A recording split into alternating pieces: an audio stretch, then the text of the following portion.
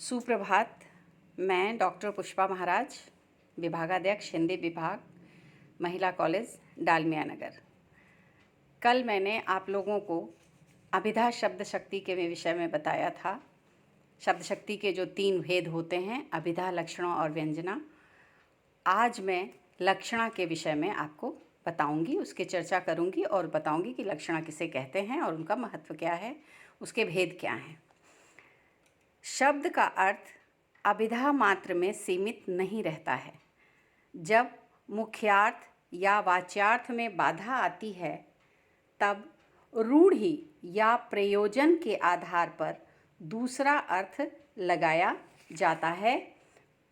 उसे लक्ष्यार्थ कहते हैं और उस अर्थ को प्राप्त करने वाली जो शक्ति होती है वो लक्षणा शक्ति कहलाती है। आचार्य मम्मट ने लक्षणा की परिभाषा और उसका स्वरूप इस प्रकार लिखा है। मुख्यार्थ बाधे तद्योगे रूढ़ितो अथ प्रयोजनात् अन्यर्थे लक्ष्यते यत् सा लक्षणारोपिता क्रिया। आशय यह है कि मुख्य अर्थ के ज्ञान के बाधा होने पर और उस मुख्य अर्थ के साथ संबंध या योग होने पर प्रसिद्धि या प्रयोजनवश अन्य अर्थ जिस शब्द शक्ति से विदित होता है उसे लक्षणा कहते हैं। अब इस परिभाषा को पढ़ के जो एक तत्व उसके पता चलते हैं लक्षणा के, वो 3 प्रकार के हैं। लक्षणा के व्यापार के लिए 3 तत्व आवश्यक दिखाई पड़ते हैं। पहला है मुख्यार्थ का बाध, अर्थात जब मुख्य अर्थ की प्रतीति में बाधा पड़ती है अथवा यह ज्ञात हो कि वक्ता जिस अर्थ को व्यक्त करना चाहता है वह व्यक्त न हो, तब उसे मुख्यार्थ का बाध कहते हैं। अर्थात जब हम मुख्य किसी बात को सुनते हैं और उसका मुख्य जो अर्थ निकल रहा है वो नहीं होता, तब वहाँ पे लक्षणा की आवश्यकता होती है। दूसरा है मुख्यार्थ और लक्ष्यार्थ का योग या संबंध। मुख्यार्थ के बाधित होने पर जो अन्य अर्थ ग्रहण किया जाता है उसका मुख्य अर्थ के साथ संबंध नितांत आवश्यक है। जो मुख्य अर्थ है वो और जो दूसरा अर्थ निकाला जा रहा है या निकल रहा है लक्ष्यार्थ के द्वारा, उन दोनों का संबंध होना आवश्यक होता है लक्षणा नामक शब्द शक्ति में। तीसरा है रूढ़ि या प्रयोजन। रूढ़ि का अर्थ है प्रसिद्धि, अर्थात किसी विशेष प्रकार से कहने का ढंग या अभिप्राय, विशेष का कारण, वक्ता का किसी विशेष लाक्षणिक अर्थ को व्यक्त करना। तो रूढ़ि और प्रयोजन के द्वारा जब विशेष अर्थ को व्यक्त करने के लिए कोई शब्द कहे जाते हैं, वो कई तरह से हो सकते हैं, वो आगे आपको स्पष्ट होगा, तो वो वहाँ पे रूढ़ि या प्रयोजन जो तीसरा तत्व है वो वहाँ पे रहता है। तो ये 3 चीज़ें लक्षणा शब्द शक्ति के व्यापार के लिए ये तीनों तत्व आवश्यक होते हैं। जैसे मैं आपको एक उदाहरण के रूप में बता देती हूँ कि एक दोहा है, लाज को अंचय के, कुल धर्म पचय के, बिथा वृंदावन संचय के, भई मगन गोपाल में। इस उदाहरण में लाज को अंचय जाना यानी पी लेना, धो देना, कुल धर्म को पचा जाना, लाज मतलब लज्जा, यहाँ कुल धर्म इसको पचा जाना, व्यथा समूह को संचित करना और गोपाल में डूबना, गोपाल यानी कृष्ण में डूबना। तो अब यहाँ आप देखिए, ना तो लाज को पिया जा सकता है, ना कुल धर्म को पचाया जा सकता है, और ना ही व्यथा यानी दुख ऐसी चीज़ है जिसे इकट्ठा करके हम रखें, और ना ही कृष्ण हैं, कृष्ण एक पुरुष हैं तो उनके अंदर डूबा नहीं जा सकता। वो कोई सागर नहीं है, नदी नहीं है कि उसमें हम डूब जाएं। तो यहाँ पे क्या है, मुख्यार्थ में बाधा है। किंतु इस प्रकार की उक्तियाँ रूढ़ि के रूप में समाज में प्रचलित हैं। अतः यहाँ जो अर्थ निकलता है वह यह है कि लाज को छोड़कर, कुल धर्म की परवाह ना करके तथा पीड़ा को सहते हुए जो गोपी है वो कहती है कि इन सारी चीज़ों को मैं सहते हुए, पीड़ा को सहते हुए कृष्ण के प्रेम में अनुरक्त हो गई। इसी प्रकार एक और उदाहरण है, ये हो गया, आपको देखिए तो ये रूढ़ी का उदाहरण हो गया, और दूसरा है लहरें व्योम चूमती उठती, चपलाएं असंख्य नचती, गरल जलद की खड़ी झड़ी में, बूंदे निज संस्कृति रचती। ये जयशंकर प्रसाद की कामायनी से लिया हुआ है। इस उदाहरण में व्योम चुमती शब्द में लक्षणा है। यहाँ पे प्रलय का वर्णन है, जिसमें कहता है कवि कि जो लहरें हैं सागर की वो आकाश को छू रही हैं, उसका मतलब है चूम रही हैं। चूमने का मतलब यहाँ उसको छू रही हैं। तो अब इस ऐसा तो हो नहीं सकता कि सागर की लहर इतनी उठे कि वो आकाश को छू ले। तो यहाँ पे जो कवि है वो विशेष प्रयोजन के द्वारा इस शब्द का प्रयोग एक विशेष प्रयोजन से करता है, और वह प्रयोजन है प्रलय की भयंकरता बताना। यहाँ पर जो है वो प्रयोजन के द्वारा लक्षणा व्यक्त हो रही है। ठीक है, तो ये है आपका लक्षणा का रूप स्वरूप। अब इसके बाद लक्षणा के भेद आते हैं। लक्षणा के भेद, अनेक उपभेदों की चर्चा काव्य शास्त्र में हुई है। आचार्य मम्मट ने लक्षणा के 6 भेद माने हैं, किंतु विश्वनाथ ने और भी ज़्यादा भेद इसके बताए हैं, 40 भेद बताए हैं। काव्य शास्त्र में लक्षणा के 80 भेदों तक की चर्चा रही है। अब मम्मट के जो 6 भेद हैं मैं उसके बारे में बताती हूँ। पहला है गौणी लक्षणा।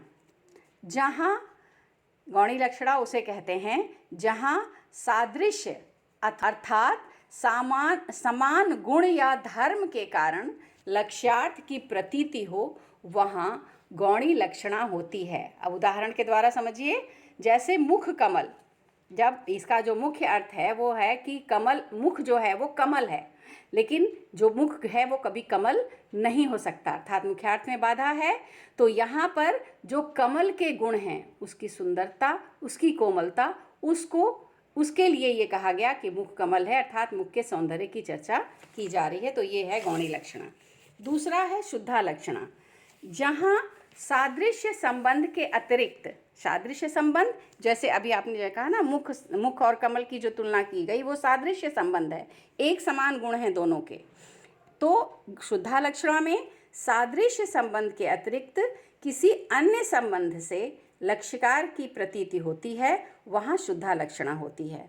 वो जो अर्थ है, वो जो संबंध है वो कई प्रकार के होते हैं। आधार आधेय भाव संबंध होता है, तात्कर्म्य भाव संबंध होता है, सामीप्य संबंध होता है, कार्यकरण संबंध होता है, अंगादि संबंध होता है।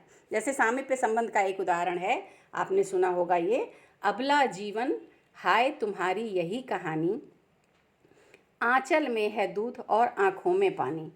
इस पद में क्योंकि आंचल में दूध नहीं होता है तो अर्थात मुख्यार्थ में बाधा है, तो यहाँ जो कवि है वो इस आंचल में दूध के से मातृत्व का बोध कराना चाहता है, जो लक्षणा का प्रयोजन है। तीसरा है उपादान लक्षणा। उपादान लक्षणा वह लक्षणा है जहाँ प्रयोजन प्राप्त अर्थ की सिद्धि के लिए अन्य अर्थ के ग्रहण किए जाने पर भी मुख्यार्थ बना रहता है, वहाँ पे उपादान लक्षणा होती है।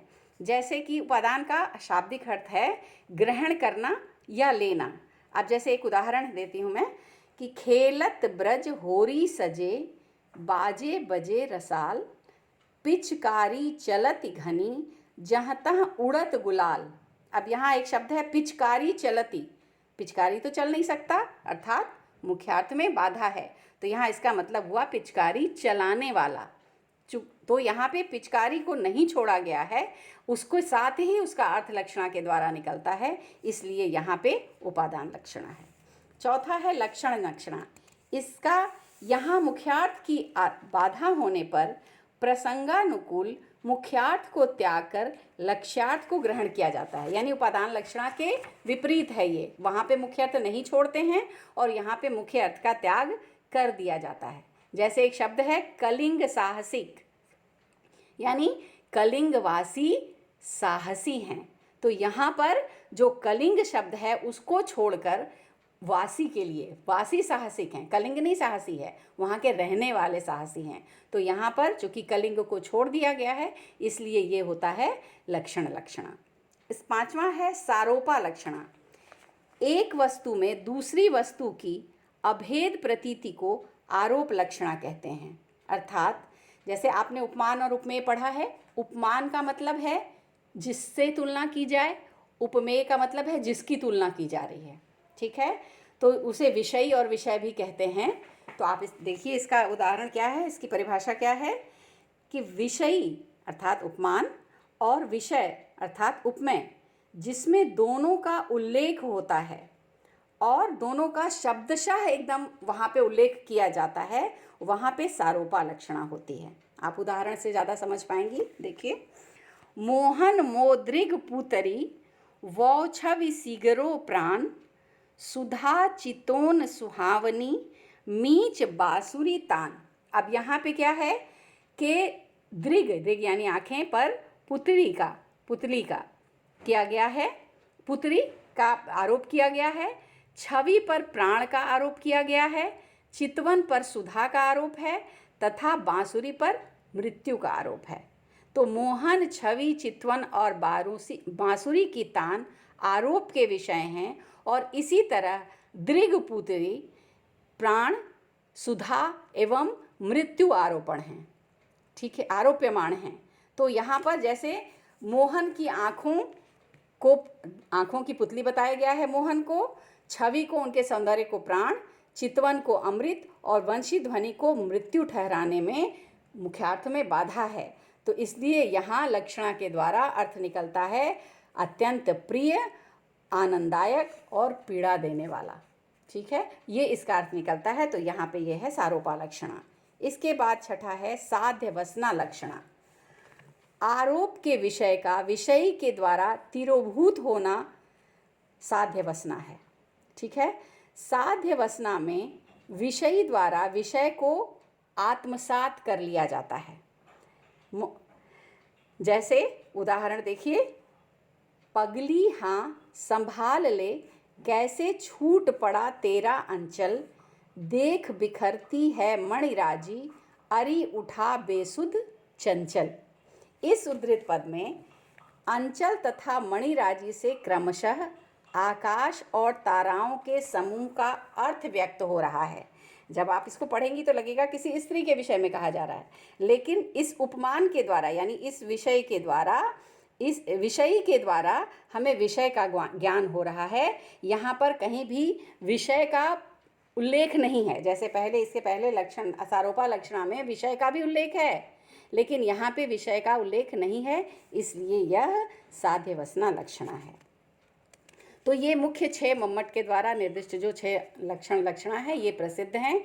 बहुत सारे आचार्यों ने इसके बहुत से भेद बताए हैं, बल्कि ये इसके तो भेद 80 तक गए हैं, इसके भेद 80 बताए गए हैं, लेकिन ये मुख्य भेद हैं।